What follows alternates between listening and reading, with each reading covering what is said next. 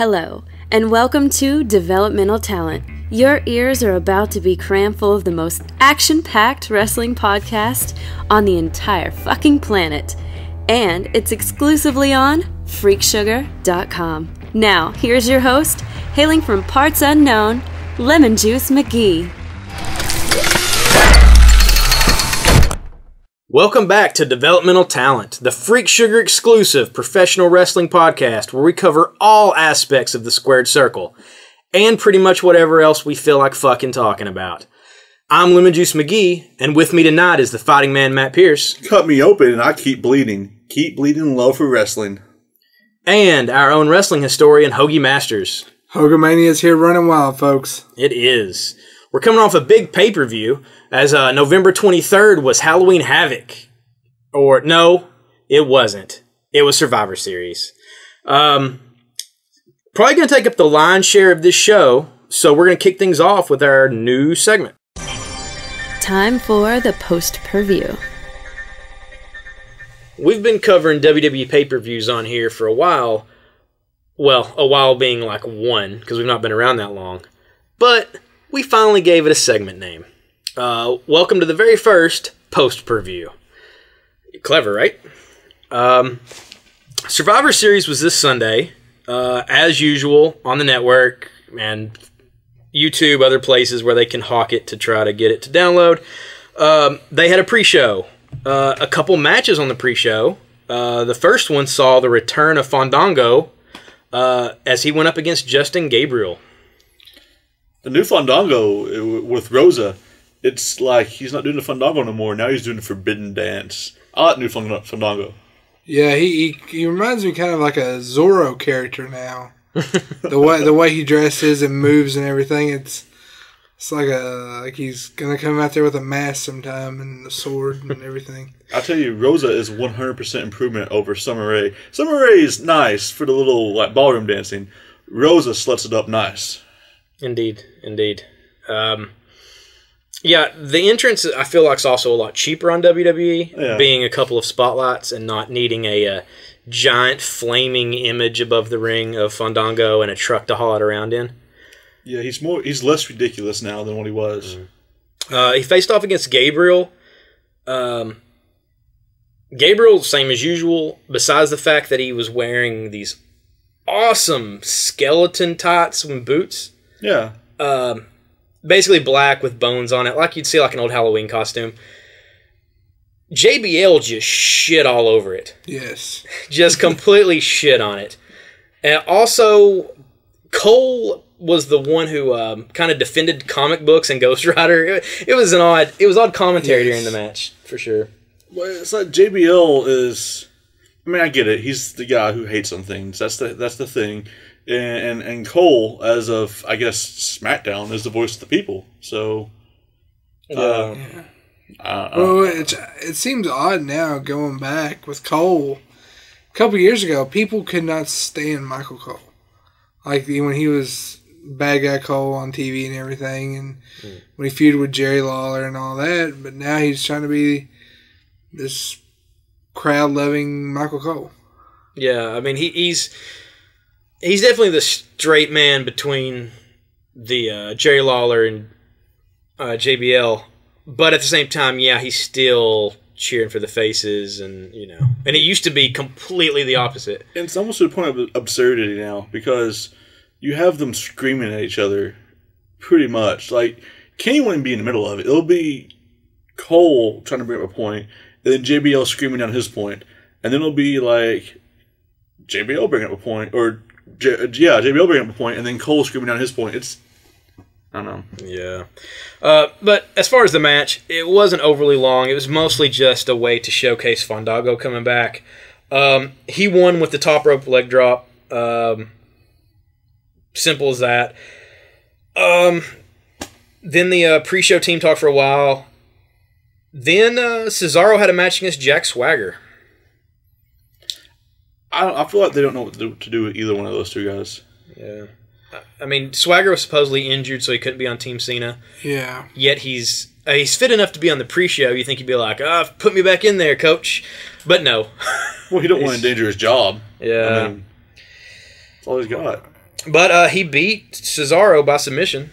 Yeah, which, I mean, I get it. You got your ups and downs of career, but I honestly hate what they're doing to Cesaro. Cesaro is such a wonderful talent on the roster, and he has so much ability, and they're not doing anything with him. Zeb Coulter brought up a interesting fact about Switzerland hiding Nazi gold. I took that away from the match.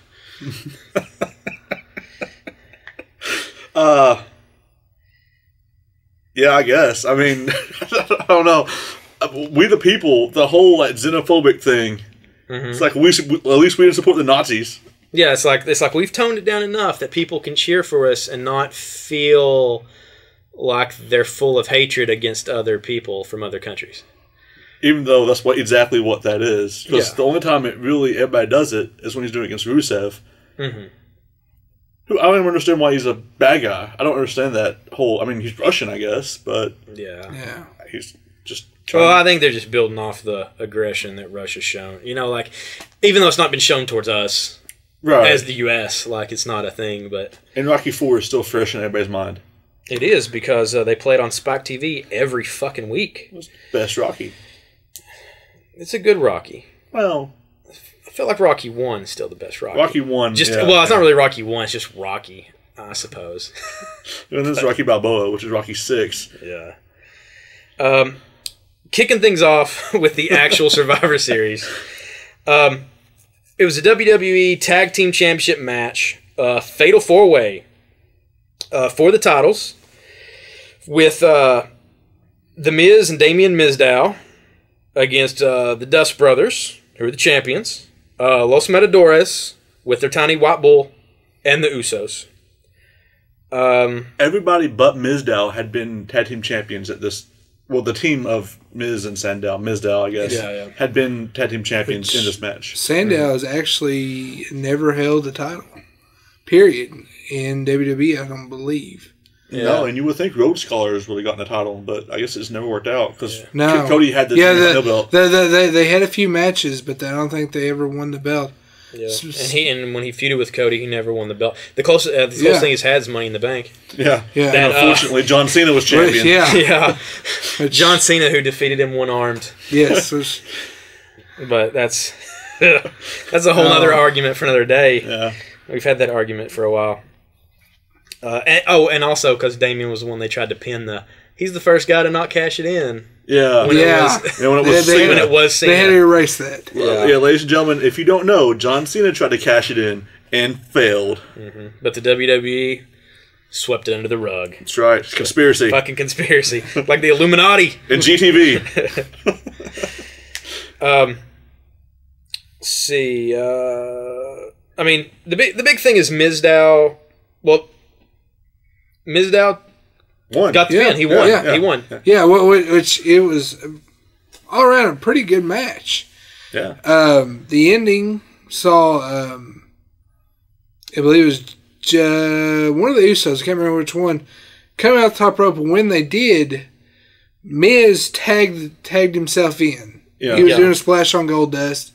Miz went in, and then Sandow tagged himself in. Yeah. Because Sandow does immediately what Miz does. Miz does, yeah. And for the pin, and them becoming the new World Tag Team Champions. And Miz immediately took the belts, both of them. Yes. Yeah. But they did this awesome thing where Miz held the belts and nobody done anything. And then Sandow mimed holding the belts, everybody cheered. Yes. And then Miz held the belts, nobody says anything. Sandow raises his hand, everybody cheers. That went on for a while.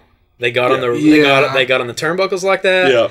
And then on the way out, there was a lot of that. Yep. Also of note, Stardust added some red to his attire. Yes, I really like red and gold. He also buzzed his hair down. Yes. Yeah.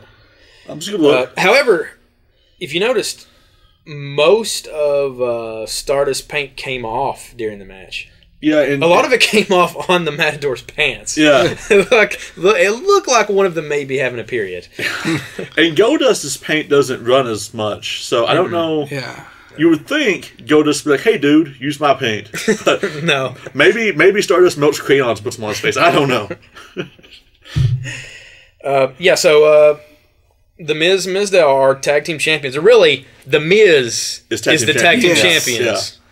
Yeah. And Mizdow is stunt double. Yeah.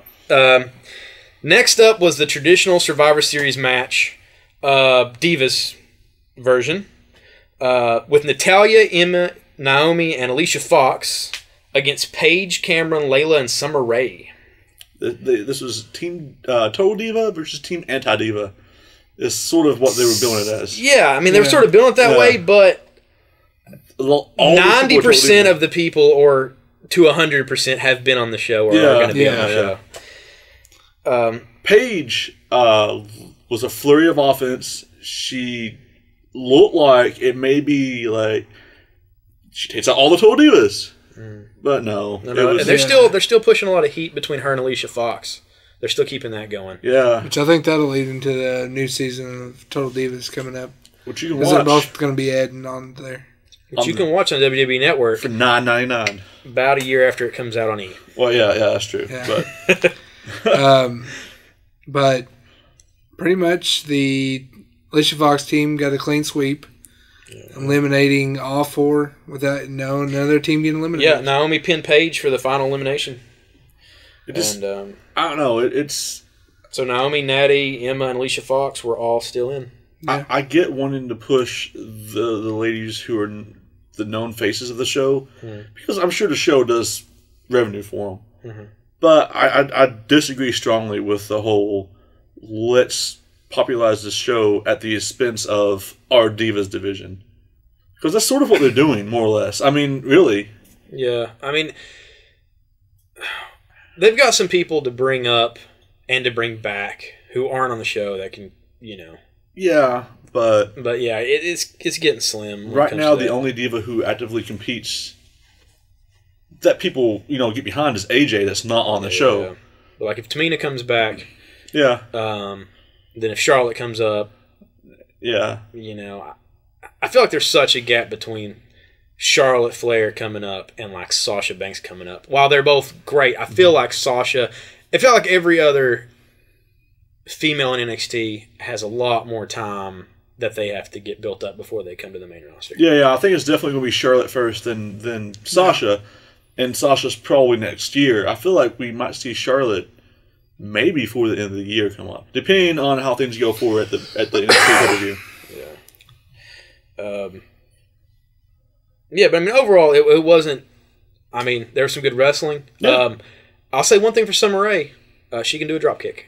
Yes, she can. She can do a really clean drop kick. Yeah. I'll give her that. Well, a lot of those ladies, even Naomi. Mm-hmm. Naomi is at one point in time she was a wife everybody thought was going to be the future of the division. Things got muddled in the mix up, but none of them were horrible. In the ring. I feel like a lot of times they're beholden to these storylines and the short time they give them, and they're like, grab each other's hair and roll around. Yeah. Instead of just, I'm sure if they were planning a match, they're not going to be like, I'm going to grab your hair and roll around and we're going to squill. Yeah. Like I feel like they'd be wanting to plan out moves. I'm sure that the opinion of the booking committee is no one really wants to see this anyway. This is get over with. Yeah. That's what it seems like anyway, and it's unfortunate. Yeah, it's doing it a disservice. Yeah, because, I mean, we've seen a lot of female wrestling and in the indies and of course in NXT, and it's great, top-notch stuff. Well, if you look at a Survivor Series, there was a Survivor Series where it was Alundra Blaze and a lot of Yoshi Japanese wrestlers. That was a legitimately good wrestling match, and they just happened to be female. So they can do it. Which is the way it should be. Yeah. They just haven't. I believe back in the 80s, they actually had a women's tag team division even. Yeah. Yeah. There was a lot of good women wrestlers. Well, TNA had a women's tag team division for a long time. That's one of the things TNA did right was the knockouts division. They had, good competition. It wasn't all eye candy, and they treated it like a legitimate part of their show as opposed to this is the show. This is the part of the show where you can go and get concessions. Yeah. Which is sort of what they do, unfortunately. But coming off that Divas match, which also WWE did a good job this time of spacing out, I guess, the quote-unquote hot and cold matches. Yeah. So you're not overly hot for a long period of time. So the Divas match, which is exciting and fun to watch, but then you got the match that just pulls you in, which was Bray Wyatt and Dean Ambrose. Which was a fucking war. A fucking unexpected outcome entirely. Yeah. Bray done the whole mid-match promo thing. Yeah, we'll say this. Yeah. Bray Wyatt won the match. He defeated Dean Ambrose by disqualification. Yeah. Because the things that happened afterwards were really more of the match than the match itself. Yeah. Well, the thing you got to remember about Survivor Series, this is the free month of WWE Network. So they were using it sort of to promote TLC next month. And that's not what the whole pay-per-view was. But they done it. It seemed like they're just doing it a lot more on Survivor Series than what they would normally do. There's commercials every so often for TLC and for upcoming shows on the network. So really, this match was just a pre-match for the TLC match that they announced later on. Yeah, this is just the first part of their feud. Yeah, because going back to the TLC thing, at the end of the match was Dean had a chair and Bray kept begging him, hit me, hit me, hit me. And first you thought, well, he's not going to hit him. He's going to try to actually beat him and everything, and then no, he just lays into him. Yeah. With it, which led to many, many other weapons coming into play. Yeah. Dirty deeds on the chair put Bray out. Then Ambrose went out and just started tossing chairs in the ring, a la Terry Funk. Grabbed some tables, grabbed a ladder. Pretty much buried Bray Wyatt underneath weapons. And a table. He just laid a table on top of his prone body. Just here's a table, sandwich it up.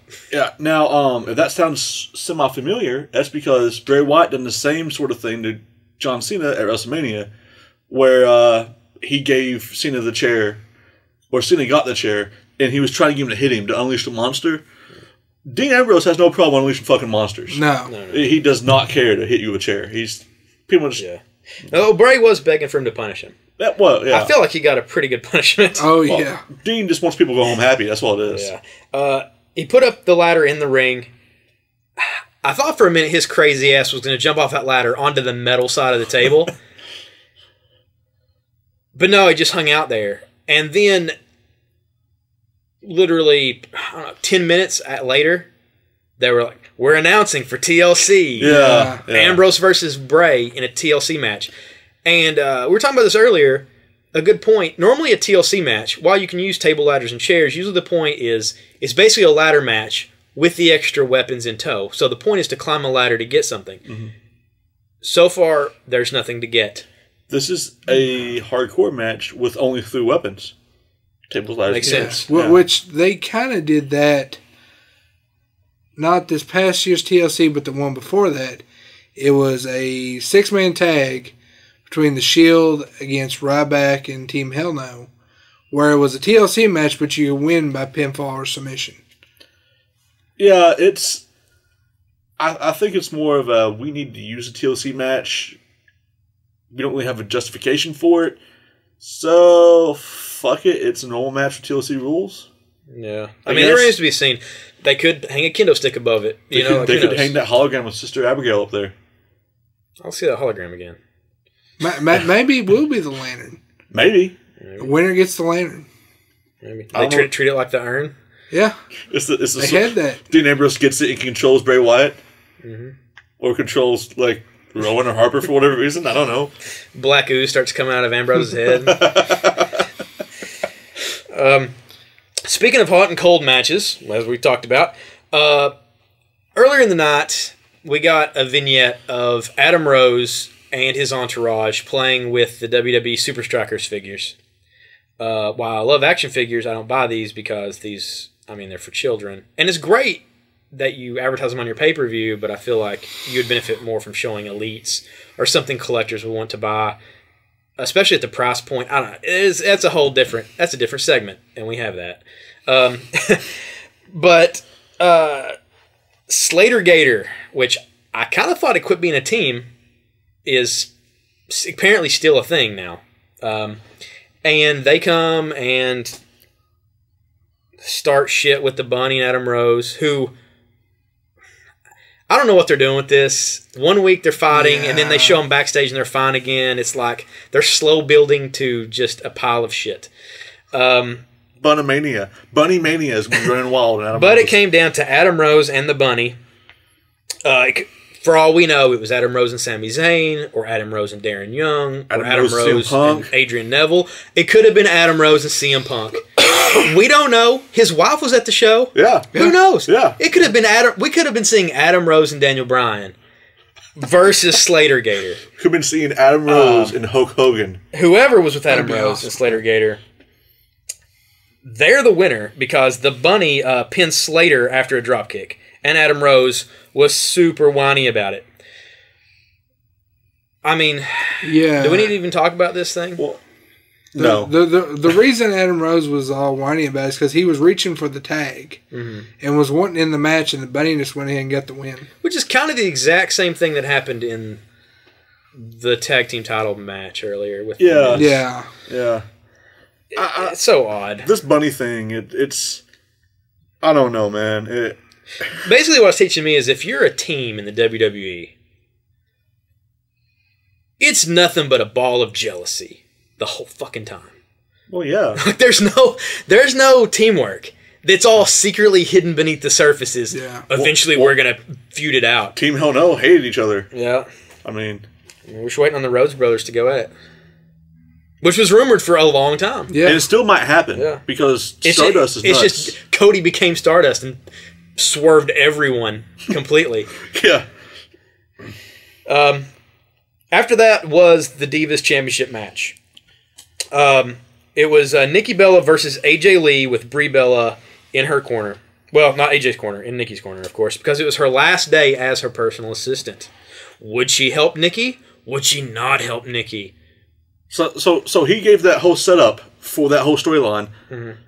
I don't think it's a storyline anymore. I think the Bellas are just the Bellas again. Yeah, because they acted all friendly, happy, lovey-dovey. Speaking of lovey-dovey. Okay. Speaking of lovey-dovey. This match went down a la the Daniel Bryan Sheamus match at WrestleMania a couple years before. Okay. In place of AJ Lee on the apron is Brie Bella. In Daniel Bryan's spot is AJ Lee. A confused AJ Lee. Nikki is Sheamus. Yeah, that's right. Brie kisses AJ Lee passionately on the mouth. AJ turns around. Done. I still feel like this match went longer than the Bryan Sheamus match.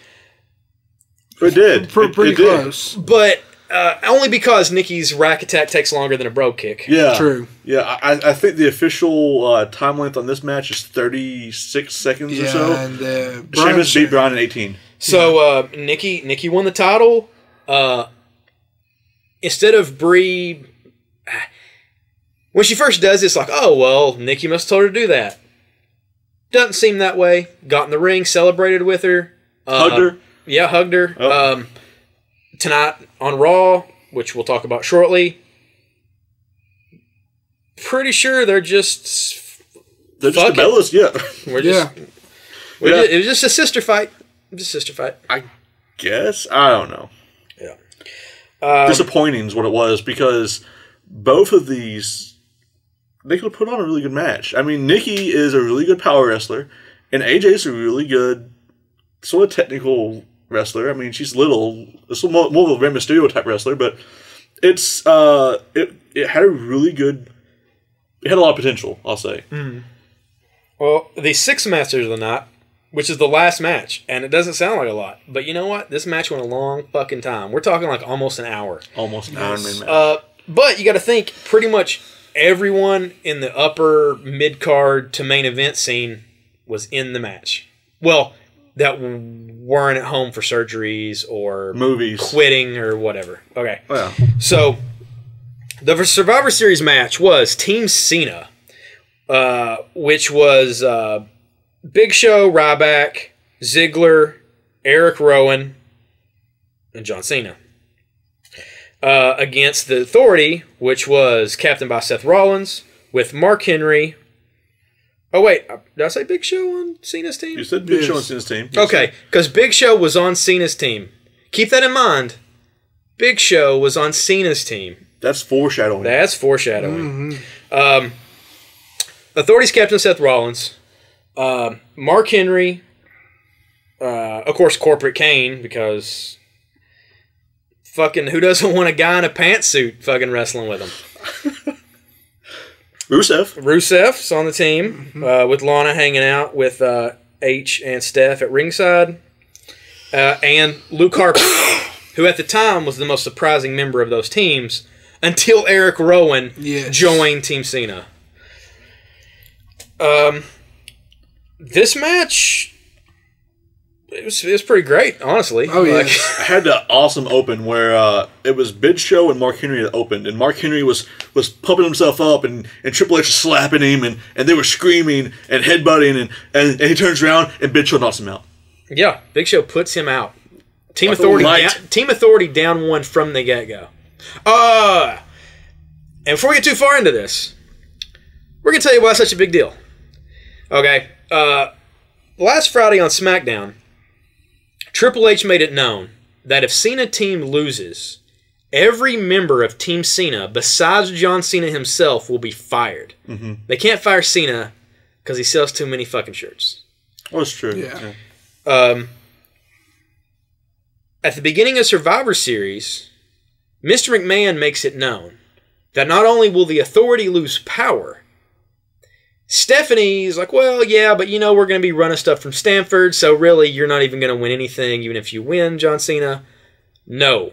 Mr. McMahon sets it up to where the Authority, they'll have offices in Connecticut, but only doing like financial work and things like that. They'll be no longer allowed to be working on any of the shows or be involved in any of the wrestlers' careers.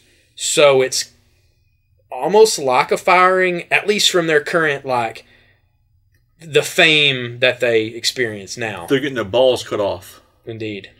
But with the caveat that John Cena, at any point in time he chooses, can restore the Authority to power. Because that makes sense. He's the only one that can hire them back, which basically means they're never getting hired back if Cena's team wins. So, we get into the match. So, needless to say, with Mark Henry out, the Authority, they think they're up shit creek. Triple H is already sitting in a chair, tie off, sweating bullets. He ripped his tie off. He's only down one guy, but he is freaking out. Well, that one guy is the world's strongest man. Yeah, it's true. That's true. That is true. Although it does beg the question, why didn't Big Show just stand at the edge of the ring and knock the entirety of Team Authority out? Well, those punches don't work like that. Oh. It's like a video game. You have to build up your stamina bar and all that. Once you use it once, it drops down to nothing. I've been playing 2K15 a lot.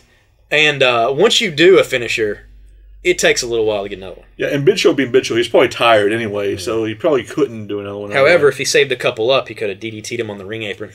Yeah, or speared him through the through the barricade. Through the barricade. It's an OMG moment. Next out was Ryback. He took a curb stomp and a super kick. Yeah, from Rusev hit the super kick. Yep. Ryback, for him to be built up like he was, I don't know. It just seemed to me sort of disappointing that he went out as quickly as he did. I mean, he was impressive. He meat hooked Rusev. Yeah, Lana was like crying, and it was bad. But yeah, I mean, they made it seem like Ryback almost like he could legitimately put Rusev out and be the first guy to pin him. But I didn't. I figured there was gonna be some creative way they got rid of Rusev, and that's coming up. But as far as Ryback goes, I like that they're pushing him as a monster, but not as an undefeatable one. Because he's also not, I don't know, he's not, as much as I love the guy, he's not being like Ultimate Warrior. He's not just running around and getting gassed out and doing big moves. Right. Like, he's taking time and, he's keeping in the match for a longer period of time. He's not just squashing little dudes and being done in 5 seconds. Right. But yeah, going back to the super kick and the curb stomp, pretty much throughout the match, a lot of times, everyone got involved. Like, it was all-out war, pretty much. Yeah, there was a lot of, like, chain finishers where everybody's going through from finisher to finisher, putting people out. A lot of people clearing the rings. Yeah. Seth Rollins hit the flying curb stomp a few times, too. Yeah. And next up to get out, I believe, was Rusev. Yeah. And this is how you get rid of a guy who can't be pinned or submitted, so you don't lose his mystique. Well, what happened is Ziggler came in after Ryback went out. Mm-hmm. And Dolph Ziggler looked like he was being beat to death, because that's what Dolph Ziggler does. He does. He's good at it. Yeah, so they do it every time. Yeah. He got tossed to the outside. Rusev starts going crazy. Triple H is screaming in his face. He tears up the Spanish announce table, puts Ziggler on top of it.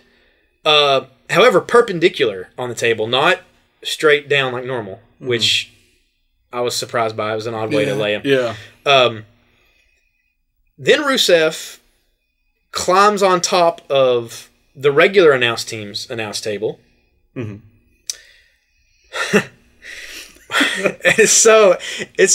It was so awesome but so ridiculous at the same time. He leaps from the announce table. We're talking like a splash. Yeah. Like a open, like eyes closed. Belly flop. Like belly flop onto the Spanish announce table. Ziggler gets out of the way. Rusev hits this. Basically, it looks like his chin is what breaks the table. The thing collapses, and he's out. He does not make the 10 count, people. No. Which, going into it, I had a feeling they were going to find some way creatively to get him out. Yeah, I figured you get disqualified. Yeah, disqualified or counted out.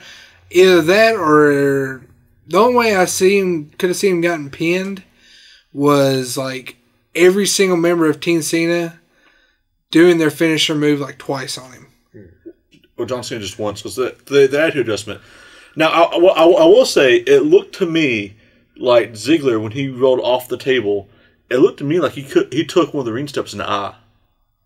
Yeah, I think I saw that also. It looked like it. I don't know if he did, but just the angle. And then he kind of reacted like he did too. So maybe it came close and it startled him, or I don't know, but... Yeah. But I mean, honestly, that guy was selling hurt so much the entire match. Yeah. Like after that, especially. Who can say? Yeah, who knows? I mean, Ziggler was the equivalent of a rag doll for most of the matchup. Oh yeah. Yeah. But he would have that flurry of offense every now and again. No, he's still alive. Yeah. He would kick out of everything. Choke slams, curb stomps, just anything. Powerbombs. That didn't, I think, powerbomb. The powerbomb happened. Yeah, all kinds of stuff happened. Yeah. And then came the matchup that everybody wanted at the first, but we were teased with, but then Rollins tagged himself in. Finally, we got Harper versus Rowan for a little bit. Harper hit him with a lariat, taking him out. But it's kind of even there at first, and I don't know. There's still no clear reasoning behind their fighting or Eric Rowan like joining Team Cena. Well, on SmackDown, he said freedom. That's all he said. So I don't know what that means. Mm-hmm. Yeah. Maybe he likes George Michael. I don't know. But he said it. Yeah. I mean, he doesn't like bullies, which we'll get to later. Yeah. So maybe that ties into it also. But I would like to see a full match with these two going at it. I feel like we will see it, possibly at TLC. Yeah. It'd make perfect sense for them to have something. Oh, yeah. I want to say Rowan, because Harper's already had really good matches with Cena, and he's had, all these really impressive Hurricane Ranas and things. Rowan's not really done a lot to impress a lot of people, and a lot of people thought going into the split up that Rowan would be the one that was kind of got lost. Rowan, he started doing like a back spin kick or like a wheel kick or something. I'm not sure what it is exactly, but he's added that to his repertoire. Mm-hmm. He is able to do more without speaking than some of the guys can do with a microphone in their hand. So he's actually really impressed me with what he's done since he split off from the Wyatts. Yeah, I feel like with Rowan, it's kind of like the equivalent of when Kane was with Bryan and Hell No. It's one of those things like the people want to see that monster kind of be a little more human or funny or like Yeah. while still being The monster. the monster. Well, like while Kane was with like Tori or any of the crazy things that Kane used to do. But after Roman was out, that left Cena, Big Show, and Ziggler. And Ziggler's on the outside dead. Yeah, pretty much. Ziggler's pretty much done. Yeah. Cena also pretty much done. Yeah, he got hit with some finisher. He had been beaten up a little bit. Yeah. This is where things took a turn. Remember the foreshadowing? Yeah, Cena stands up, and they look like they're ready to go with him and Big Show, and then Big Show delivers the knockout punch to Cena. Yeah, that's right. Big Show betrayed his team. Whoa! You mean the big angry giant? Mm-hmm.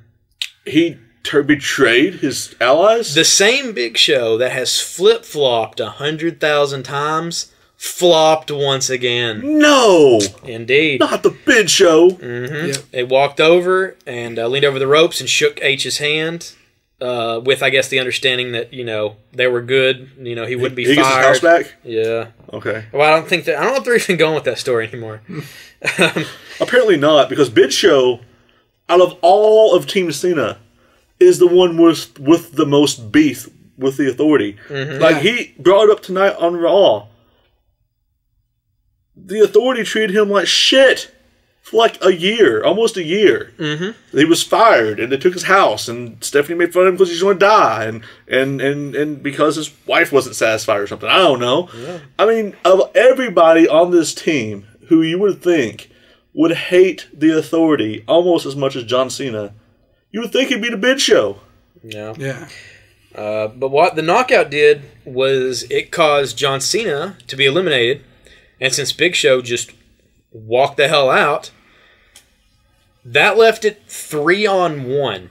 That one being a limp, bleached blonde noodle next to the barricades, known as Dolph Ziggler, against Harper, Kane.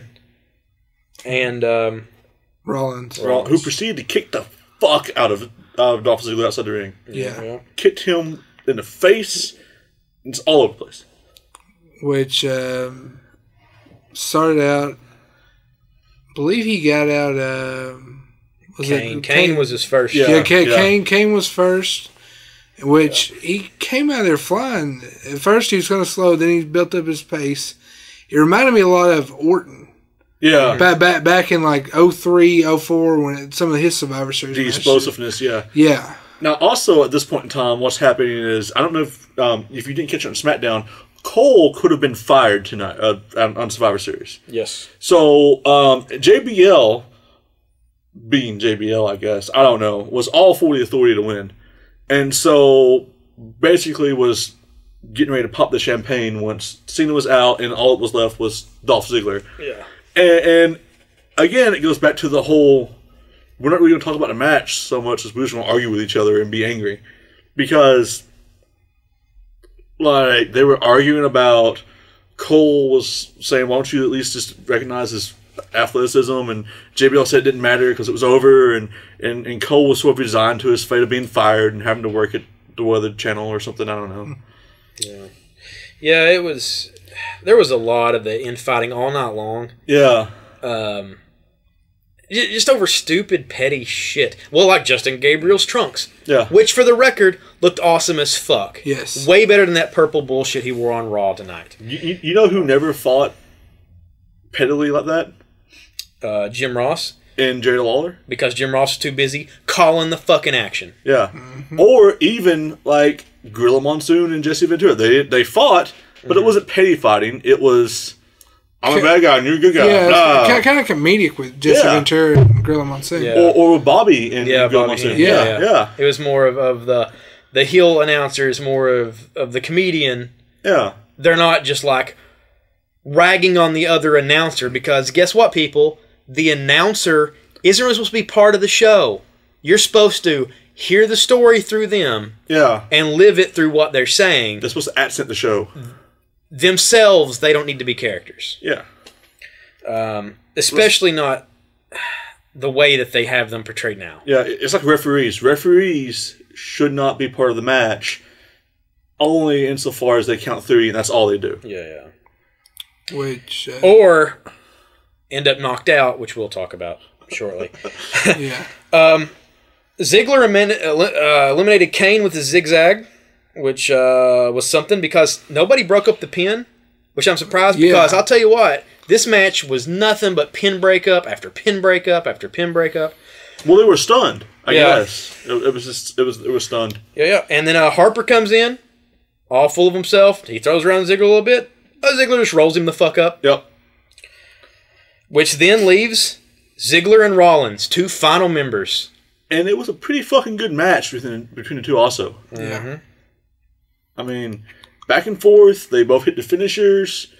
But eventually what happened is Dolph was able to get the upper hand. Yep, he hit the zigzag on Rollins. Yeah. Yeah. And pinned him. And the referee counted to 2 before Triple H jerked his ass out of the ring. Yeah. And then proceeded to punch him in his face. Yeah. Yeah. There was none of this, I'm just pulling you out to distract you. No, you're done. Yeah, you're done. So then they go back and forth some more. And Ziggler again gets the upper hand. Another referee comes out. 1, 2, Triple H beat the fuck out of that referee also. Yep. Then he pedigreed Ziggler. Yeah, he finally decided to join part of Team Authority, which is what he should have done in the first place. Rather than, I don't know, Harper or Kane or anybody else in the team. I mean, he had a reason to be on that team. It was his job. Yeah. Well, I mean, to be fair, H probably could have been the team for the most part. For the most part, yeah. And other than Cena, just plowed through them. Yeah, I mean... the guy doesn't wrestle much, but fuck, it's Triple H. Yes, it's Triple H, yeah. So he beats the fuck out of Dolph. Rollins is still out. So he pulls Rollins over Dolph and calls out a referee. Yeah. And it was Scott Armstrong. The dirty ref. Yes. His favorite ref. And this is where things took a turn to where you just involuntarily piss on yourself. Yes. This broke the internet in some cases. Literally, I thought I nearly was going to piss myself. Scott Armstrong counted to 2, and then things got dark. And a crow started calling. The Titantron hits. Music we've not heard before hits. But it's still okay. It's okay. But who gives a fuck? Because out walks the man called Sting. Fucking Sting. Finally. Rumor for this had been going only since Saturday. So usually things like that are kind of believable when they're last minute. But at the same time, he's been rumored for every fucking pay-per-view since they first signed him for the video game. And for every fucking pay-per-view before that, too. Sting's been the biggest rumor in wrestling since WCW closed its doors, pretty much. Yep. The man who had never been in a WWE ring started walking towards one. Yeah. He gets to the ring. Armstrong tries to stop him and takes a fist to the chops. That's right. Stinger's here, buddy. It's showtime, folks. Yep. We're talking full-on Crow Sting, original WCW style. Yep. Black squiggly lines. Yep. Black trench coat. He had it looked like he had the gear on.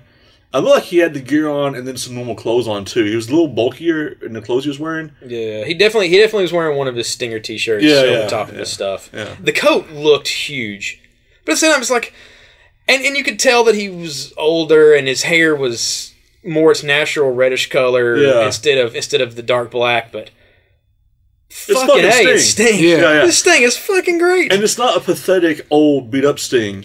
No, it's an older Sting.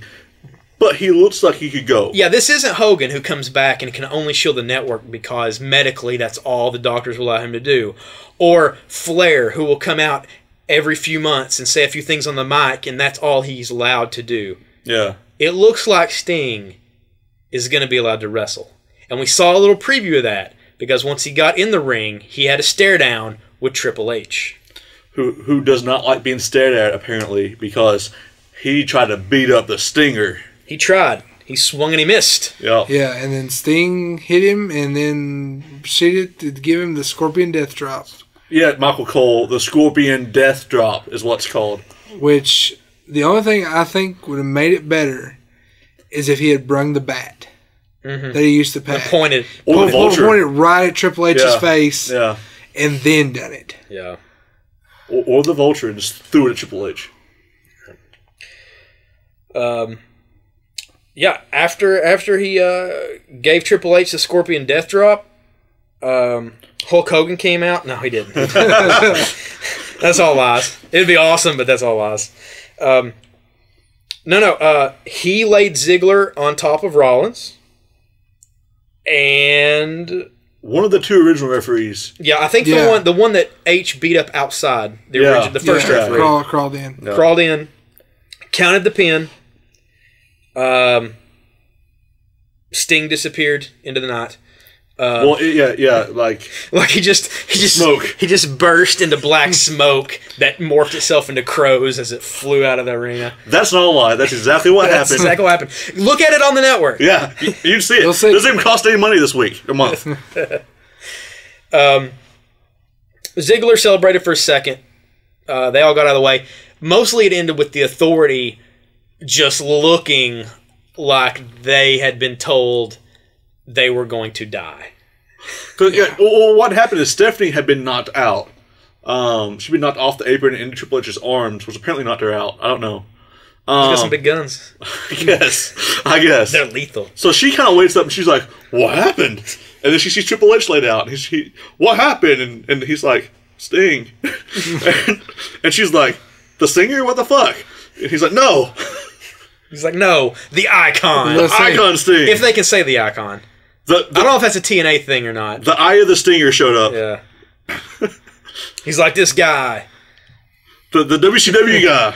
She was probably like, honey, are you sure you're okay? You're talking about a guy that's never been here before. Yeah. Sting's not going to show up in WWE. Everybody knows that, Triple H. That's insane. That's crazy talk. Next thing you're saying is he's going to wrestle Undertaker at WrestleMania. Ah!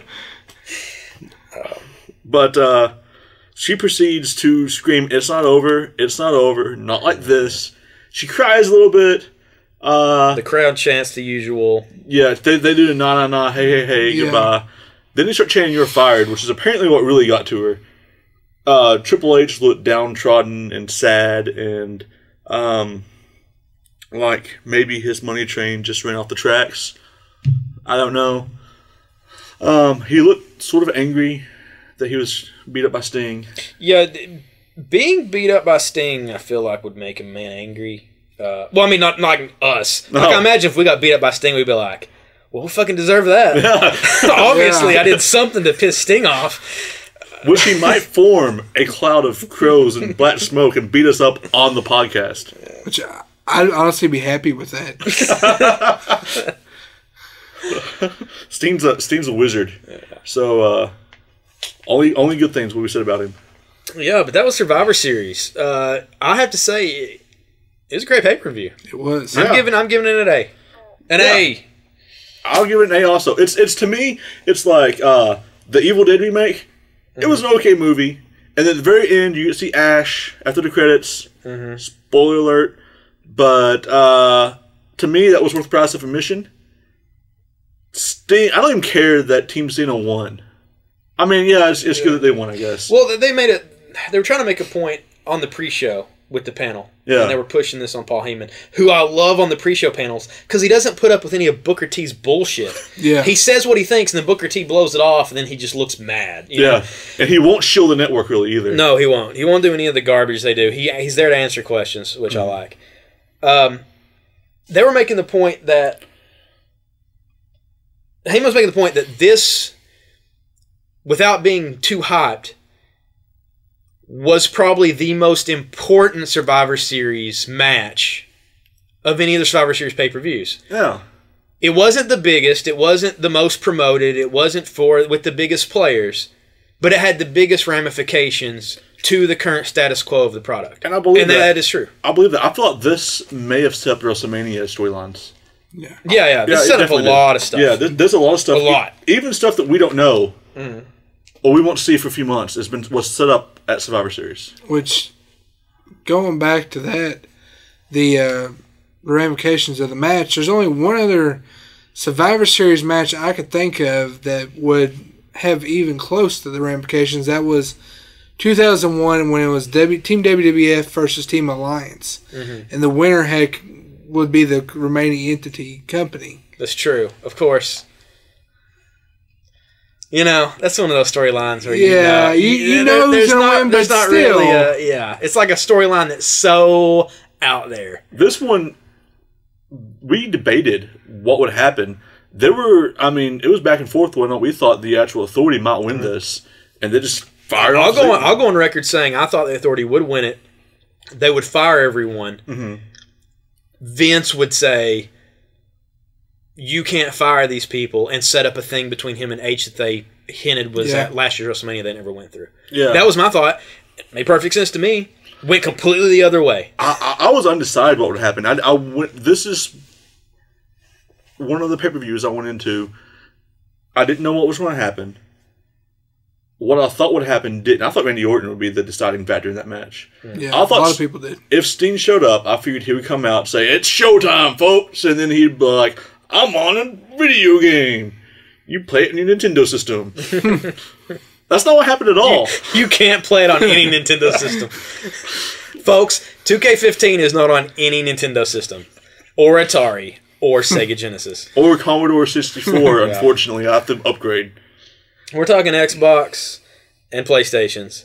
And don't even get it on 360s or PS3 because it looks like crap compared to the new systems. Yeah. Holy shit, it looks real. Yeah, it's like your 4-year-old little daughter or niece drew figures and then put them on your television. That's what it looks like on the previous generation consoles. But we'll talk about it in depth on a future show because I've got to talk about it to somebody somewhere. But yeah, this is a free pay-per-view. The first free one I think they've ever done, or one of the only free ones they've ever done. I believe it is. Well, without something going wrong and they have to show it for free. Yeah, and they have to show it for free. I don't know that the first WrestleMania wasn't like... I think it was one of those things you go to theaters and watch. Yeah, it was on a closed circuit. Yeah. Yeah, but it still wasn't. It wasn't free. You had to pay for it. This was free. Even when the network launched and they had... Well, that's the thing. At network launch, you had to pay. Yeah. But then they gave the free months. But the way they talked, there was no pay-per-view during that time frame of the 30 days. They set up and they're just up between pay-per-views. Yeah, so this is the first free pay-per-view. And you would think that they would maybe phone it in a little bit because, it's a free one, give them a little show. True, but also they're trying to hook these people for $10 a month for the rest of their lives. Which is exactly what they fucking did. Yeah. Sting showed up, and I guarantee you people were like laying down credit cards and buying Sting shirts. And Sting is, and he was referenced tonight in Raw, he is not just one of those things, like, it's not like Hogan that shows up once every 4 months and says brother like 8 times, Jack 40 times, and poses. Yeah. Sting is a thing. Yeah. He's not to the point like Batista where he came back full time and wrestled the entire time. Yeah, I don't think it'd be full time ever. No. But it's more like The Rock. Yeah. He'll come in and he'll put on a match, I imagine. Yeah. And he's probably going to wrestle at WrestleMania. I would think he'd probably have a match at the Rumble. He might even be in the Rumble. He might. I can see him possibly being in the Rumble, like a surprise entrance. Because I feel like the same thing with Triple H. If Triple H is going to wrestle at WrestleMania, he needs to wrestle some point in time before then, just to get ring rust out. You don't want to be at the biggest show of the year and can't do a headlock. Well, the thing is, I mean, if they did the dream match of Sting versus Taker at WrestleMania, well, that means he has to fight Triple H before then. Yeah. They clearly set up the Sting Triple H storyline. Yeah. Which, if they don't do Sting Triple H at Mania and decide to do Sting Taker, I could possibly maybe see you have Sting in the Rumble, Triple H come out there and cause him to get eliminated, then have it. I don't know what they're going to call it now. There's a possibility it's not going to be called Elimination Chamber anymore. But that pay-per-view. Yeah, that pay-per-view in between the two. Have them two fight then. Yeah. And I feel like Sting probably needs to win it because there's probably enough fans who don't fully understand the importance of who Sting is. Mm-hmm. Because Sting isn't Well, he never had that time in the 80s in WWE like Hogan did, and then went to WCW and then came back. Right, but Sting's a former WCW champion. He's a former NWA. Sting has 20 years of tradition. Six-time WCW champion. Yes. 2-time NWA champion, yeah. WCW built itself upon his shoulders. Mm-hmm. And then TNA. And TNA done it also, yeah. So I mean, he wasn't complete in TNA. He wasn't the complete reason. But he was a huge part of TNA's success over the years. He's been a constant. In TNA, you also saw sides of Sting you hadn't before. Sting went without the makeup. Mm-hmm. Crazy Joker out of the Stinger Sting. You know? Like, he's multifaceted. He's a guy that... He's basically a Triple H. Mm-hmm. Like, he's not the guy that's you build the entire company on. But... He's the guy who will deliver. He's the guy who will deliver, and he's the guy who can fight the guy you build the entire company on. Yeah. He's essentially WCW's Undertaker. Yeah. And rumor was that he didn't want to go there over the years because, well, one, he was worried about how they treat his character and all that. The Katie Vick thing. Yeah. Was what killed it one year. Is what I think the Katie Vick thing. That's that.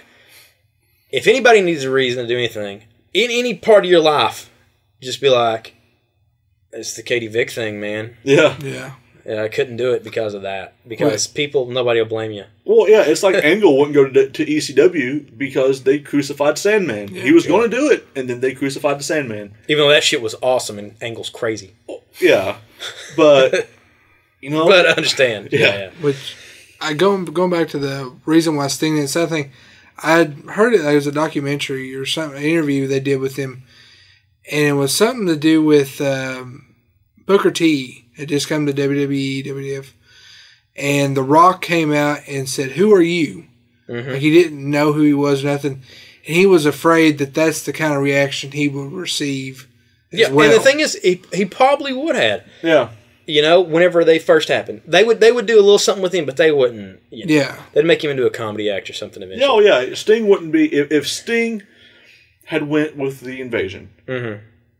It would have been cool because they had no real big names, but